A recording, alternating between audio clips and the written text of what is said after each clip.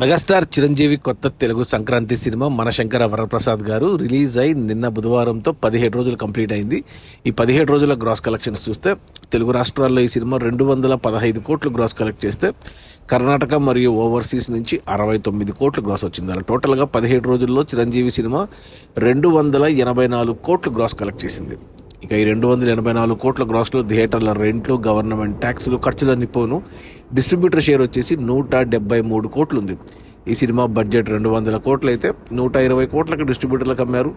120 కోట్లు వెనక్కి వచ్చేసి మరో 53 కోట్ల లాభాలతో సినిమా సూపర్ హిట్ అయింది. ఈరోజు గురువారం వర్కింగ్ డే, కలెక్షన్స్ తగ్గుతాయి. రేపు శుక్ర, శని, ఆదివారంలో మళ్ళీ కలెక్షన్స్ కొద్దిగా పెరిగి 290 కోట్లు అయితే ఈజీగా వస్తాయి. మరి 300 కోట్ల మార్క్ అందుకుంటుందా లేదా చూడాలి. ఈ సినిమా మేకర్స్ మొదటి వారంకి 300 కోట్ల పోస్టర్ దింపారు, 2 వారాలకి 350 కోట్ల పోస్టర్ దింపారు. ఇక 3వ వారంలో ఖచ్చితంగా 400 పోస్టర్ దింపుతారు. బట్ రియాలిటీలో ఇంకా 300 కోట్లకు దగ్గరలోనే ఉంది.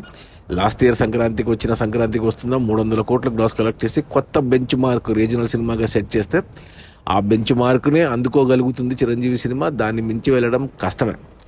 అది మన చిరంజీవి, అనిల్ రావిపూడిల కొత్త తెలుగు సినిమా మనశంకర వరప్రసాద్ గారు. రిలీజ్ అయిన 17 రోజుల్లో 284 కోట్ల గ్రాసు, అందులో డిస్ట్రిబ్యూటర్ షేర్ వచ్చేసి 173 కోట్లు. సినిమా బడ్జెట్ 200 కోట్లు, డిస్ట్రిబ్యూటర్లకి 120 కోట్లకు అమ్మారు. 120 కోట్లు వెనక్కి వచ్చేసి మరో 53 కోట్ల లాభాలతో సినిమా సూపర్ హిట్.